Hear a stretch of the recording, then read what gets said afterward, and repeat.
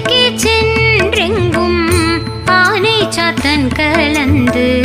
பேசின பேச்சரவம் கேட்டிலையோ பேய் பெண்ணே காசும் பிறப்பும்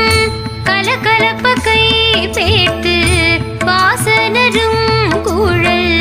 ஆய்ச்சியர் மத்தினார் ஓசைப்படுத்த தைரரவம் கேட்டிலையோ நாயக பெண் பிள்ளாய் நாராயணன் மூர்த்தி கேசவனை பாடவும் நீ கேட்டே கிடத்தியோ நேசமுடையாய் திரவேலோரெம் பாவா